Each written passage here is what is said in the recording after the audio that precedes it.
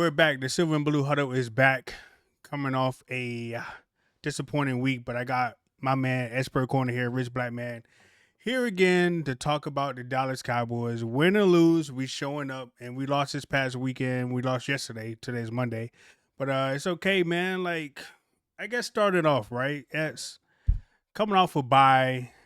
Had 2 weeks to prepare for the 49ers. I figured the Cowboys would come out and just dominate. I felt like they would just come out and just like move the ball with ease down the field. They come out with a set number of plays, come out and just blow the 49ers off the ball in the very beginning of the game. I got everything but that with the Dallas Cowboys. I don't know what to think about the Dallas Cowboys. I thought you got 13 days from your last game. You got an opportunity to scheme. You get to play a 49er team that's without Brandon Ayuk, no Christian McCaffrey, no Jennings. I mean, Deebo Samuel is 50% at best. Right. You know, so you figure, and the defense didn't play bad. I mean, they gave up 30 points, but some of that is on the offense giving them the ball back too. But I expected a lot more out of this offense with having that time to get ready. We can talk a lot about injuries, Rich, because on the defensive side, the Cowboys have a lot of key personnel that's out. But on offense, they're basically missing Brandon Cooks. And so you get Rico Dowdle gets sick, apparently, which I still don't understand him getting sick because he's out pregame signing autographs, hanging out. That didn't look like a guy that was sick. Like, if you're good enough to come out and sign autographs and interact with the fans, go get you an IV, get you some electrolytes, and let's go. So he was a healthy scratch. So you really had the running back duo of Ezekiel Elliott, Dalvin Cook. Dalvin Cook finally gets to play a little bit. Right. But I think that's the glaring thing for me as a Cowboy fan is that this offense just doesn't look right, Rich. That they are not aggressive. There's a lot of, 3 to 5 yard routes that we're throwing and expecting, Jake Ferguson to make a play or running back to break a tackle. When they do take shots down the field, they're throwing the ball to Turpin. It just looks off to me. I don't know what it is this year, but this is not the Dallas Cowboy offense from last year. And I think that starts in that running back room because you can't carry the ball. What do they have? 19 carries for 56 yards. Right. You cannot you can't expect your quarterback to step back and throw the ball 40 times when you have no run game. Teams know you're one-dimensional, and they are dropping 8 guys back and saying, listen, you're going to have to run the football. Then the other thing I don't get is, I could be wrong. Nick Bosa might be one of the best pass rushers in the NFL. I could be wrong. I don't know. I don't really watch 49er football, but what I saw yesterday looked like he was pretty good. He's pretty good. And the Cowboys basically came out and said, you know what? We're going to let Terrence Steele block you one-on-one. And Dak Prescott is out here just getting absolutely murdered in the backfield because Terrence Steele can't block Bosa one-on-one. He can't. Correct. And then when the 49ers brought pressure, they got to the quarterback. This is not the same offense as last year. I don't care what anybody says. And there's not a lot of changes in this offense. You got a couple new offensive linemen, but BB didn't play bad. Tyler Guyton didn't play bad. The others for this team are not the others from last year. I don't know what happened to them, but correct. If we don't figure out this offensive side of the football, I don't care what your defense does. You can't put points on the board, especially when it matters. And then we had another game, Rich, where we're down, and then all of a sudden Dak becomes Captain America, and he's hitting every single receiver. CD is wide open. Yep. We got Ferguson going down the field. We're gashing them with Turpin, and then you get a chance to get the money drive. And what happened? How you go 4 plays and gain 0 yards? Well, I mean, in that situation, we obviously know exactly what happened. The 49ers backed off a little bit. They went into bend but don't break, but then we happened to get 2 scores out of it, and then they tightened back up again, and then Dak Prescott wasn't able to convert a first down. But overall, looking back at the game, offensively and defensively, to me, defensively, they played decent enough for us to win the game. Correct. Normally the defense is 100% the reason why we lose the game. That was not the case this time Nope. around. I blame the offensive woes. this particular game. And I also blame the play calling as well, because there was one drive where the Dallas Cowboys had a minute and 24 seconds left on the clock. You would think they eat up the whole clock. You know how much time they took off the clock before the 49ers got the ball before the end of the half, I believe? 24 seconds. That is it. That's one play call. Another play call was when they was down on the 11th and about to score, and they passed the ball 4 exact times on the 11-yard line. I get that you want to like get in the end zone, you want to get points. And I believe it was like 4 minutes left on the clock at that time, like when they was driving down the field and they got to the 11th. Why not run the ball? Get 3-4 yards, get a little bit closer. You're on the 11-yard line. Why are you passing 3 to 4 times? Like, that literally made no sense to me at all. So the play calling on the offensive side was bad. Defensively, for once in a few games, they did enough to not make us lose the game. I thought they played pretty good. Obviously, they got torched in the run game, but they made tackles when they needed to make tackles. But you can't have Dak Prescott out there giving the 49ers a short field by throwing a pick. Like, you just can't do that. Like, he put the defense in bad spots at times because of his turnovers or his lack of not being able to move the ball to get a first down. And for once, Mike McCarthy, you might want to, like, at the beginning of the game, instead of taking the ball, you might want to defer to the second half. Switch it up. You've been taking the ball the entire first half of the season and nothing has come from it. Switch it up, my man. Please. Okay, defer. That might work out for you a little bit better, because getting the ball first, not going down there scoring or to get 3 points, it hasn't worked out for you, my man. So please, for once, defer and get the ball in the second half. And you might notice a change where maybe the defense will get a stop and maybe the offense can go out there and score and take the lead, or the other team's offense go out there and score and get 7, and then all of a sudden the light goes off and then you guys are behind and you know what you're doing garbage time, or when you got to come from behind, you might score. Like, switch it up, man. Switch it up, please. Defer. I beg you to defer, because we just haven't. I think. Have you scored at all on the first drive? Have you got 7? No, 3. I think we've gotten 3 a couple times. Okay, 3, but we haven't got 7 in the first drive. But like you said, if you're going to defer and give them the ball at halftime, you can't give them the ball back before half. Right. You have to control the clock. And Mike McCarthy is still one of the worst clock management coaches in the NFL. I don't care what anybody says. He is one of the worst. And like you said, you're at the 11-yard line. This team has no confidence in their run game. And guess what? The other teams you play know that. They know you don't have any confidence. You can't run. Here's the problem. They'll have a good run. Zeke will have a 6-7 yard gain, and then he'll have 4 carries where he gains 1 yard or no yards. And so it looks like you got a run game going, but then you just don't go back to it. You wait 8 plays later and then give him the ball. And the other thing is they run on first down probably more than any team in the NFL. And there's teams that just know, hey, the Cowboys are going to come out and run on first down. They're going to run that little stretch. They're going to run the little power, and we're going to be right there to make the play. But on the other side of the football, the 49ers had 220-plus rushing yards. Right. You cannot win football games in the NFL if you're giving up 200-plus rushing yards. I don't care who you are.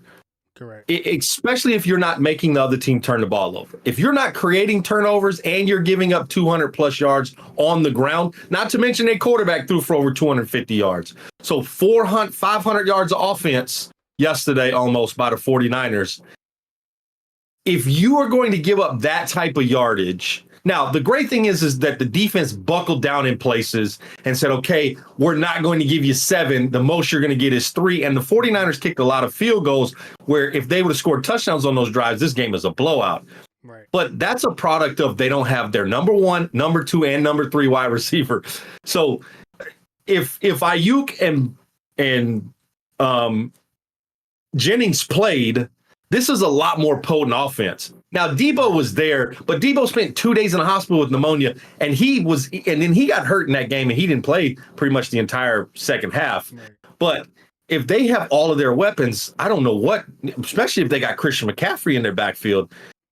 Right. They giving up 220 yards without the best running back in the NFL in their backfield. So there's a lot of things that got to fix. I still don't understand how Mike McCarthy is the coach of the Dallas Cowboys at this point. I don't know. And if you look at both sides of the ball, if you had to like say which side of the ball looked more prepared than the other, The defensive side looked very prepared. Mike Zimmer had that defense going. They had a nice little set on what they was doing. The offense, like they really got no rhythm at all. You didn't know what type of plays they was calling. It was a 3rd and 5, and they ran the ball with a fullback. Like, who does that? Yeah, I don't understand that play call. I'm yelling at the TV, yelling at the top of my lungs. What are we thinking? Like where do you see the statistics to say, you know what, on 3rd and 5, let's give the ball to Lukey because he's gained 6 yards or more on so many runs. I don't understand that at all. Like he's a new Mike Allstock or something. He's able to bounce off people. Like the play calling is bad. I'm tired of hearing about Dak and CeeDee on the same page.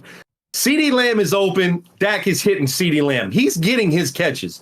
The problem is there's no consistency in this offense. And there's no here's my problem. Go back and watch how many times the Cowboys went in motion and the play was successful. Then they go 2 quarters without putting anybody in motion. I don't understand it. It's like teams are putting players in motion to confuse the defense, also to allow you to see what the defense is in, and we just refuse to do any kind of that. It's like we're running a 1990 offense in 2024, and then we're just asking the $60 million quarterback go make a play.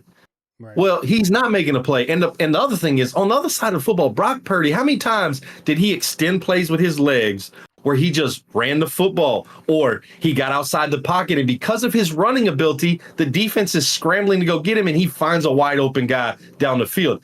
I don't see that from the Dallas Cowboys. Dak used to be really deadly when he used his legs, and I just don't see that anymore.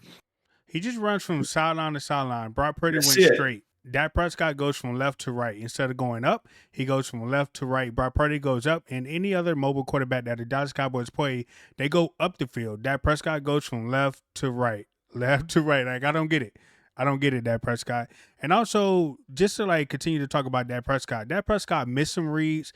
Dak Prescott didn't even I felt like he didn't even ID the mic at times because Fred Warner went unblocked and just came in, just stopped the run right up the middle of the field. Like, Dak Prescott, are you calling out your reads? Are you calling out the protection? Something like that? Because Fred Warner had a field day on the field, and Fred Warner is good. We know how great he is, but I felt like on some of those run plays, he just was able to shoot the gap way too easy. Way too easy. And even when the Cowboys was on the 11-yard line and they threw passes, run a draw play or something, man. Do something. Like, Dak Prescott could have ran a draw in that situation instead of just come out passing. And I don't know. I thought the run game was going sort of kind of good to at least maybe stick with it for a little bit. But the play calling was bad, man. You cannot run the ball 10 times with Zeke.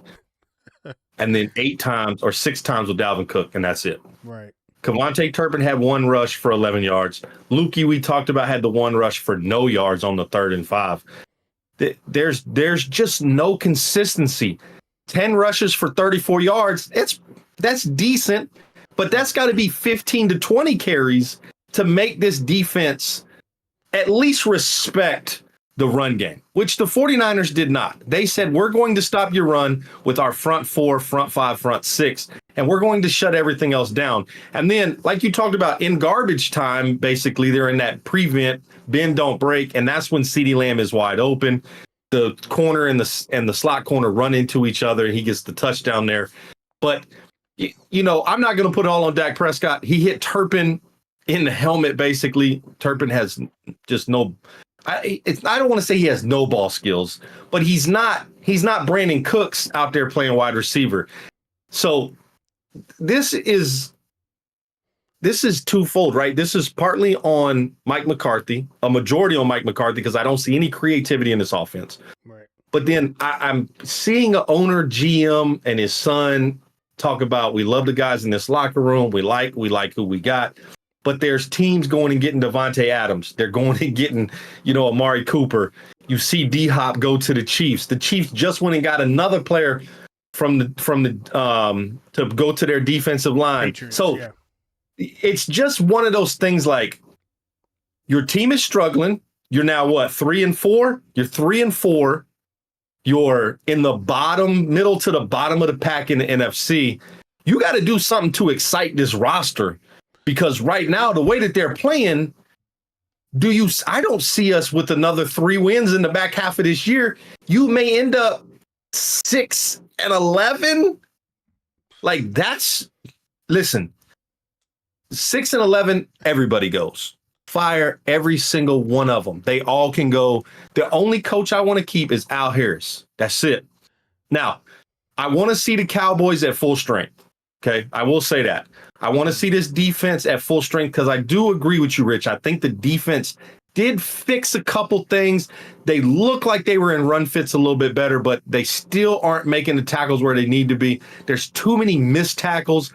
There's too many getting our defensive line driven off the football 3-4 yards before a running back is even touched. So there's still some things I think this defense got to fix. But I also say on the back end, Donovan Wilson probably had his worst game of this season. He looked absolutely lost last night. How are you like looking directly at George Kittle run right by you on 3, 4, 5, 6, 7, 8, 9 occasions? Donovan Wilson.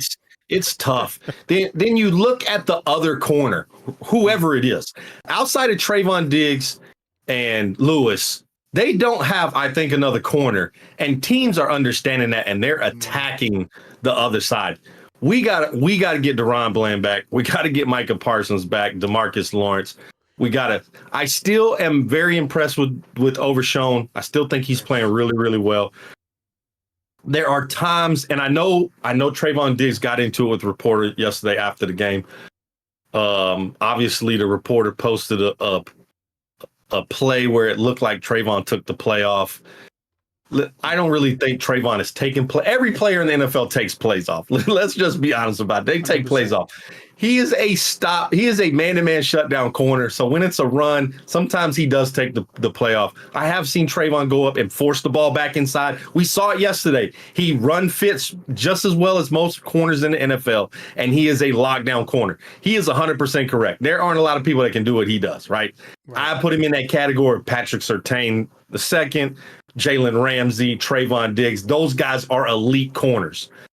The problem is that the front 4 of the Dallas Cowboys right now, they are getting bullied. I don't know if you saw this, but like on Sunday Night Football, they like put the player's name up and they like Mozzie Smith, Michigan. So on Mozzie's thing, it like puts their ranking on the bottom. Mozzie Smith's ranking is 119th out of 119. He is the worst defensive tackle in the NFL by ranking. Like, I'm sorry, the experiment is over. You got to find somebody in the middle that can just hold their own in the middle and keep these big offensive linemen off these linebackers, because Overshown has shown he can run. Kendricks has shown he can fill the holes, but the problem is that they're getting beat up by this offensive line with so many teams. And the 49ers have one of the best offensive lines in football, and they showed it again yesterday, rushing for over 200 yards with just a ragtag group of running backs. And don't get me wrong, those are good running backs. I'd love to have any one of those running backs in Dallas, but compared to Christian McCaffrey, those are just middle of the line guys, and they look like superstars yesterday. There's a lot of things wrong in Dallas, Rich, and it does not look good. And look, and we can talk all we want in the press conferences about it's on me, I got to be better. I'm tired of hearing that crap. I'm tired of hearing it. Nobody in Dallas land, nobody as the fans, we don't want to hear, I got to play better, that's on me. We're going to fix some things. We're going to look at the tape. Shut up. I don't want to hear that. I just want to see it on the football field when it matters. Right? You got to start doing it consistently, and you got to start doing it now, because you are now about to get into that part of the schedule where you're playing all your division foes. You still got 2 versus the Eagles, 2 versus the Commanders, and 1 versus the Giants. Those are games you have to win to make a playoff spot. And at this point, if the Cowboys just make the playoffs, that's a win for me. I know we talk a lot about Super Bowls and conference championships. To me this year, making the playoffs is a win for the Cowboys. Right. I agree with you 100%. And even in yesterday's press conference, Dak Prescott did his usual, I got to play better. Mike McCarthy said his usual, we got to fix things. So like, Mike, It's what you're 6 or 7 games in. You're still trying to fix things like that. It literally makes no sense. And you Yeah, mentioned 6-11. Hopefully, by the time the Dallas Cowboys get to 6-11, we have a whole new coaching staff. I mean, I can't see Jerry holding this current coaching staff all the way I through the can. end of the season. I can. I hope not. We I mean, can, look but what I he did with Jason hope Garrett. not. Oh yeah, I know.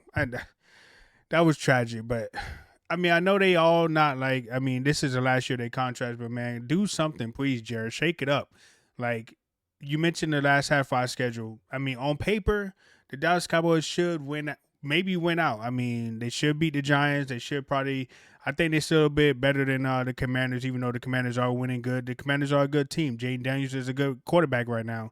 But I think the Dallas Cowboys are more talented than the Yeah, Commanders. Obviously, they yeah, are probably better coached than the Dallas Cowboys. But however, I think overall the Cowboys are still more talented than the Washington Commanders, and I hope that we prove that. I mean, they played a Bears team. It took a Hail Mary for the Commanders to win.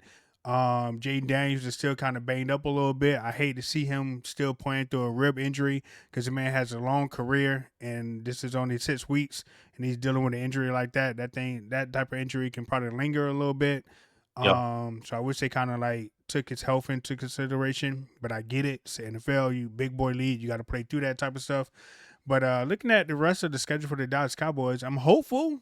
I mean, the delusion in me says that the Dallas Cowboys might go 13-3, 13-4, 13-4. The delusional in me says the Cowboys are going to win out for the rest of the season and Yeah. go 13-4, baby, and we're going to the Super Bowl. But that's the craziness in me. But sitting up here today, looking at that game, the Dallas Cowboys are in trouble, and we've been saying that for a while now.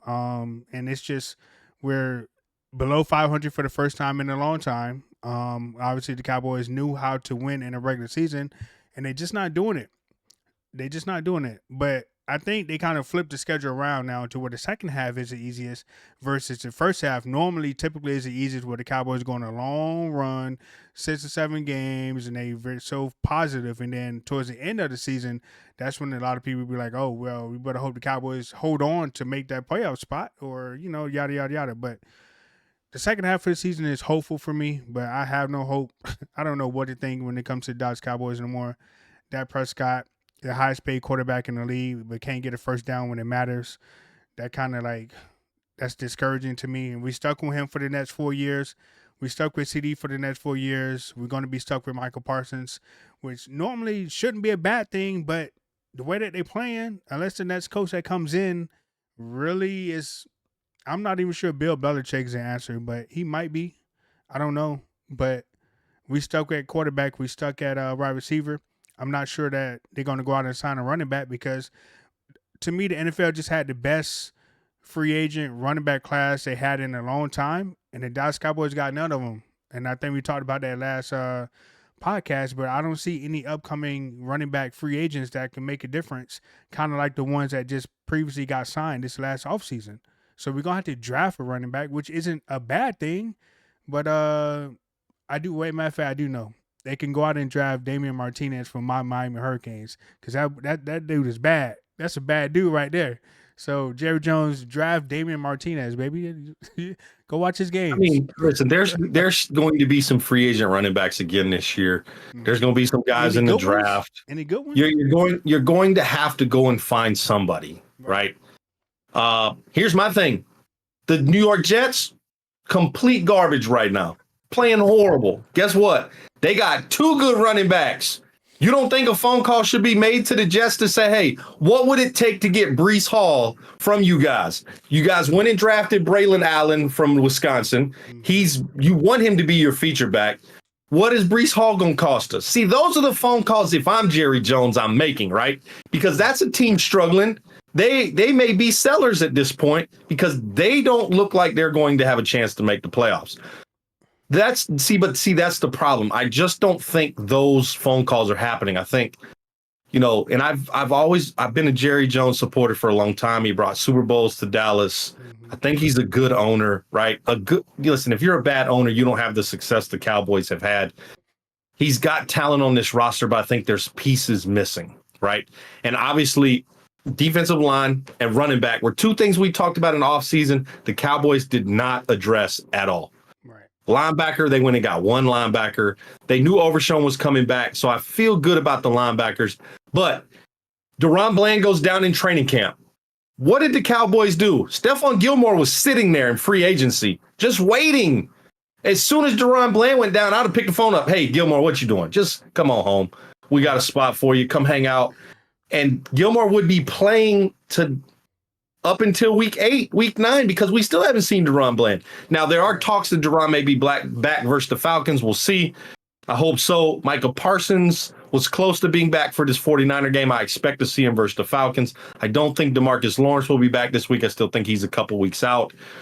Brandon Cooks still probably a couple weeks out. So there's still some holes on both sides of the football that's got to be addressed.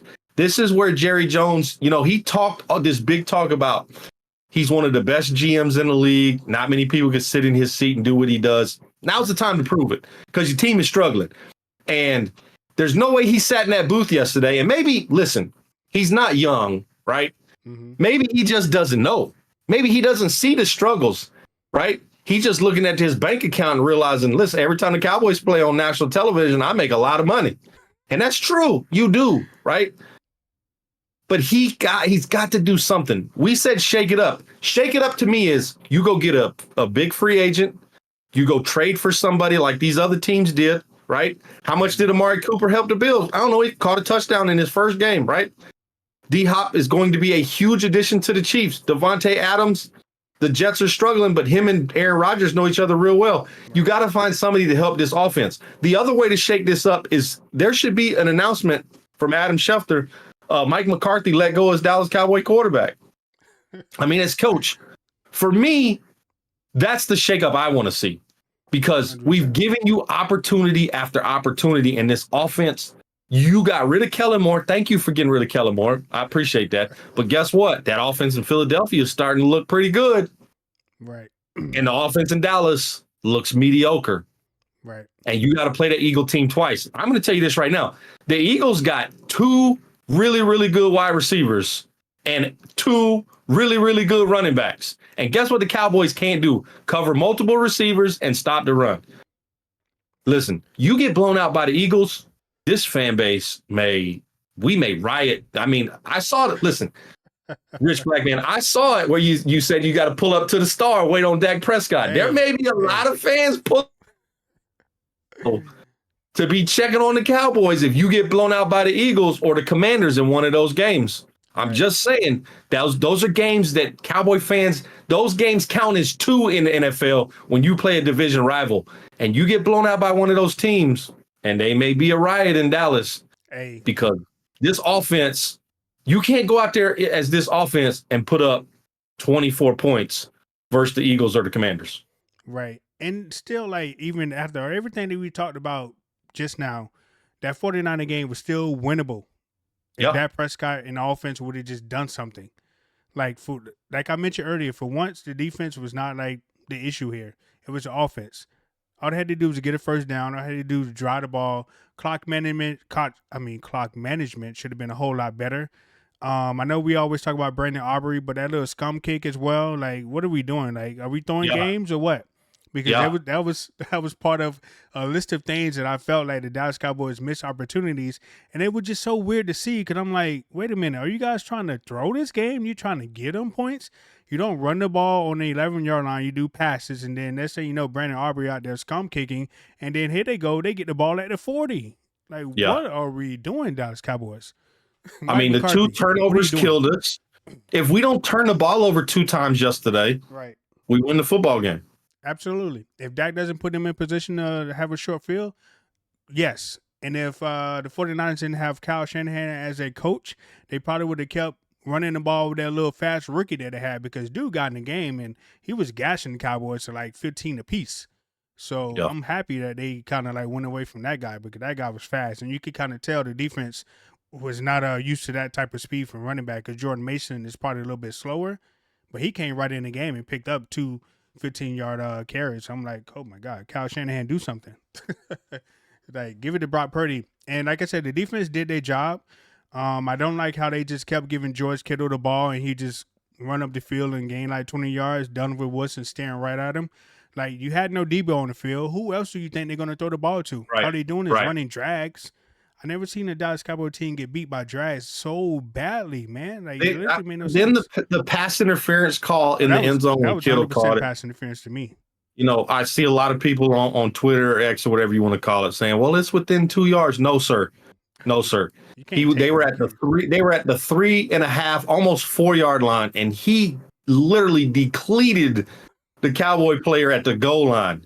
That is 100% pass interference. 100%. Now, 100. doesn't get called. It got called, but then it got picked up. I don't see how two people saw it as pass interference. Two separate officials saw it as pass interference, and then we get it overturned. So, Right. I mean, there was a lot of things. Now, did that lose us the game? Sure, that's 7 points. Does that mean they don't score on the next play? I don't know. But still, just the perfect storm versus the Cowboys, and you can't shoot yourself in the foot. You can't give them the ball at the 40-yard line with the bad kick. You can't turn the ball over twice, or you're just chunking the ball into double coverage, or you underthrow CeeDee Lamb on the side. There's just so many things you cannot have happen when you're a team that's not hitting on all cylinders. You can't have those mistakes. Because at the end of the day, when you play good teams, and the 49ers are a good team, regardless if they're hurt or not, they're a good coached football team. They know each other really, really well. And they made less mistakes than the Dallas Cowboys, and they get the W. You're going to go play a Falcon team who's not as talented as that 49er team. Do they have talented players? Yes, but they are not as talented as the 49ers. Their defense is not as good as the 49ers. They're still trying to figure each other out because a lot of those pieces are new in Atlanta.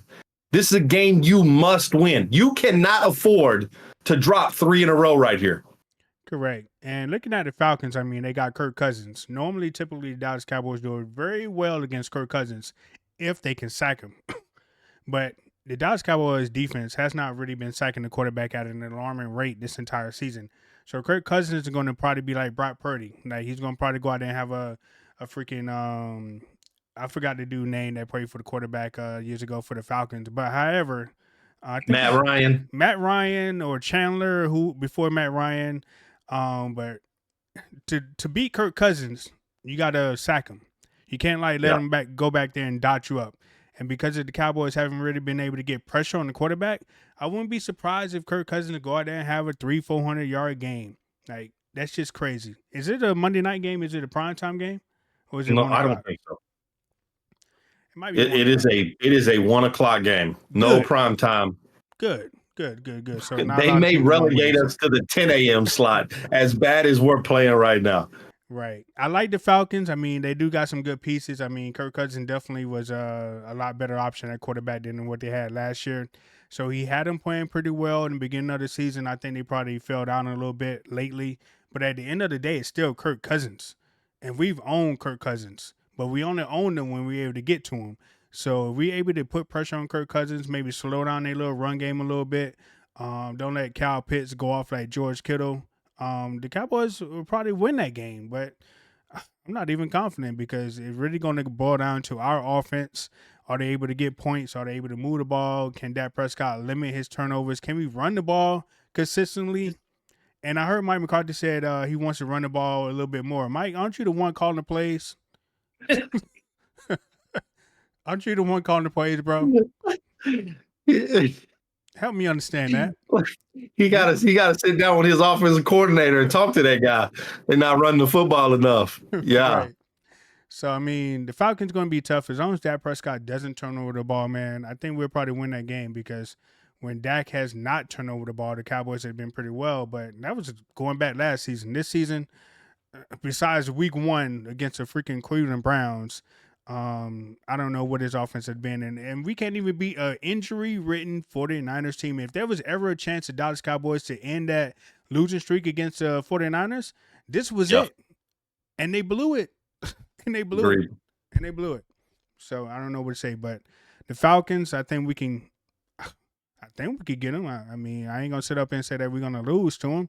But I believe the Dallas Cowboys are going to win.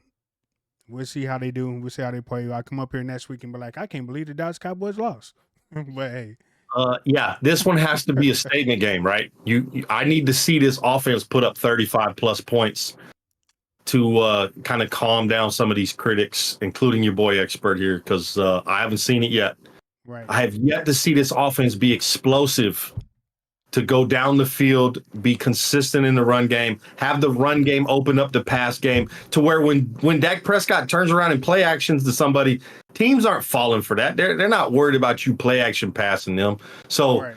I need to see a big game. So I'm going to go 35-18. Crazy score. 35-18. Cowboys get a big win versus Atlanta in Atlanta. The Cowboys scored 35 points. Really? Yeah. Yeah, they how have many to. points a game are they scoring? I mean, last year they was 35 every week, but Oh, this yeah. year, what is it? 15, 20? I mean, if they're scoring 15, 20 a game, I'd be surprised.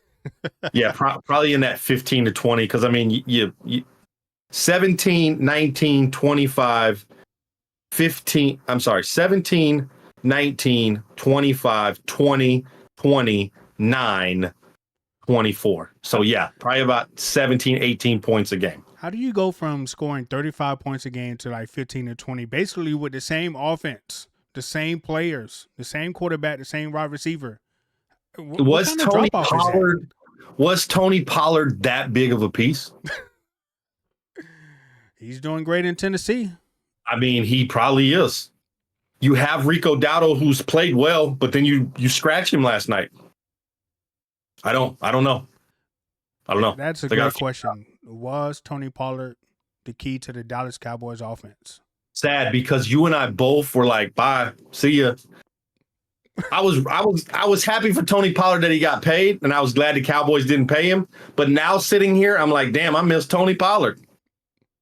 That's the question of the day. Dallas Cowboys, do we miss Tony Pollard? We just might. Because maybe Tony Pollard was the key to Dak Prescott's success. Now, that's even crazy to say. Because we got the highest paid quarterback in the league who can't convert he can't get a first down on a money drive. On the money drive. But that's interesting because, like I said, the 49ers played prevent, and then that last drive, they went back to what they normally did, and it locked up Dak Prescott in the Cowboys offense. So we got to do better this week against the Falcons. We got to win that game. It's a must win. It's on the road. The Dallas Cowboys got to make a statement. But I felt like we should have made a statement 3-4 games ago. So wishful thinking. Yep. Wishful thinking. And the Falcons are coming off a loss, right? No, they beat the Bucs yesterday. Kirk Cousins throws 4 touchdowns against the Buccaneers defense. The Buccaneers didn't have their wide receivers, right? No Mike Evans, no Godwin. This is not going to be an easy game versus the Falcons. They're at home. They're 5-3. They're coming off a big win. This is not going to be easy. The Cowboys got to come in here and dominate a football team. Like, enough talk. Somebody in that locker room has got to stand up and get this team focused. Now, typically that needs to be your star quarterback. And I think Dak Prescott is a leader. Everything I see from Dak Prescott tells me he's a leader in that locker room. Right. But somebody else has got to step up and get this team focused, because they are not playing sound football. Way too many penalties again yesterday. They do not rally and tackle. The first guy, it needs to make the tackle. Well, there's way too many broken tackles, way too many guys out of position. That's on the Cowboy players. Somebody in that locker room outside of Dak Prescott, somebody on that defense. And I know Micah has talked about he wants to be a leader. That sometimes that's difficult to do when you're hurt and you're not playing in the game. Right. Because you can only do so much on the sideline. I don't know. All I know is this: I can't see the same Dallas Cowboys team on Sunday that I saw yesterday. Because if that team that played yesterday shows up on Sunday, the Falcons are beating the Dallas Cowboys, and we will be 3-5, and we will be spiraling out of control because you got a very, very hot Eagles team on the backside of this Falcons game that, listen, the Eagles want nothing more than beat the Dallas Cowboys twice. And yes, Dak Prescott has had the Eagles number, but this Eagles team right now, the way that they're playing football, the way that they're running the football, the way that they can throw the ball to those two wide receivers, and when Dallas Goedert is healthy, they are dangerous. And I hate to say that about an Eagles team because Jalen Hurts is starting to figure it out. That run game is really helping Jalen Hurts. And that's what I thought the Cowboys were going to be. Have the run game help Dak Prescott so he can go find CeeDee Lamb and Brandon Cooks and Ferguson down the field. And that is not what I see. Right. So they better figure it out. And they got one buffer game with the Falcons to figure it out before they play the Eagles. Right. And one last thing before we get out of here, that story that actually dropped a couple of days ago where Dallas Cowboy players, former and probably current ones, are saying that they can't focus because they got tourists in their building. They got fan tours in their building. That's why they can't focus. That's why they are so distracted. What have you been to the Star? I have yet to go to the Star. But have you did a Star tour or anything like that? Yes. Now I went during the off season when their players weren't there. But there's tours going on right now while the players are there. Dak Prescott talked like you go to the cafeteria, there's a fan there. You're getting your lunch, they getting their lunch. You get paid millions of dollars to focus. I don't want to hear a goddamn thing about there's some fans tapping on the glass in the weight room. Put your headphones on and get laser focused on what you're supposed to be doing. Right. The fans aren't in the meeting rooms. They're not on the practice field. I don't want to hear that. That has got to be the lamest excuse I've ever heard in my life. And if a Cowboy player truly comes out and says, I can't focus because there's tours at the Dallas Cowboy Arena and at the Star, that I can't focus on my job, get rid of that player immediately. Now, I know they talked to some former players, and those former players basically came out and said, I didn't say that. Dante Fowler basically debunked that the minute that report came out. Dante Fowler said, I didn't say any of that. It's not a distraction. We get paid to do a job. Go in there and focus. Dak Prescott said the same thing. Right. If you can't focus because there's a tour going on, you're in the wrong line of business. You get paid too much money to let a tourist who loves the Dallas Cowboys going through a fan tour to scream and say, oh, it's Dak Prescott. Oh, it's Micah Parsons. That's what the fans do. And if that's the reason that you're losing, get rid of those players. I don't care what their name is. I don't care how much they make. They do not deserve to play for the Dallas Cowboys if that's distracting you from doing your job. Correct. And I have yet to even take a tour at the Star, but I know if I was sitting there and I saw Dak Prescott or I saw any of the players, I mean, I ain't going to exhibit like no crazy behavior that I totally get them unfocused. That's just an excuse, just like you said. If the player is distracted by a fan tour, that's just an excuse. Like, get rid of them. They don't need to be on the team. And plus, you play for America's team. That type of stuff is expected. You play a game in an arena with 75 to 100,000 people screaming the entire game. Right. You can't focus during that. That's way more intense than a tour when you're going from one meeting room to the next. It's not like they're sitting there watching film and Jimmy is sitting next to them in the film room like, hey, Dak, what'd you see on that play? That's not what's happening with the tour.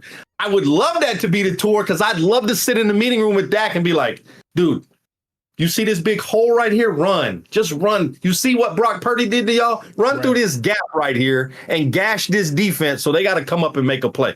That's not happening. Yes, you get to tour the locker room.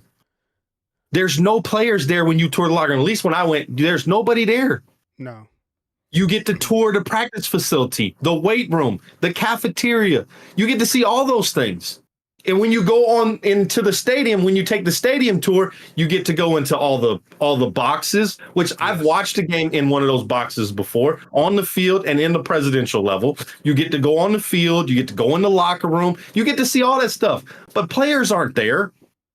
Right. Even during the season, they're not going to put fans directly in front of the players. That's just not what the Cowboys do. Yes, are you there at the same time during the season? Sure. But those are players going from meeting room to meeting room or from the practice field to the locker room. Those are different things. And again, if that's distracting you, golly, you are soft. Like SAWFT, soft. I like the little Enzo Mario reference from WWE, soft. I mean, Big Cash. But yeah, I took the tour for the big stadium. I mean, that was an amazing tour. I mean, obviously wasn't no players there, but I got to see the locker room, Jerry Jones suite, went on the field, like did the media room, all that good stuff. Yeah. Amazing tour, but distracting for a player. Like, come on, bro, get serious. And Get I'm glad serious. Dak came out and said that, right? Now, obviously he's getting paid $60 million. Right. He's the highest paid player in the history of the NFL. Congratulations to Dak Prescott. He's having an amazing year. Financially, an amazing year. He just got engaged to his beautiful fiance. He has a brand new baby girl. Like, there's a lot of positive things going for Dak Prescott. Now is the time for you to put that on the football field and make everybody else's life positive by winning football games as the highest paid player in the NFL. There are no excuses at this point. Zero. You get paid way too much money to be throwing 2 interceptions a game. I don't care what anybody says. And I'm one of the biggest Dak supporters.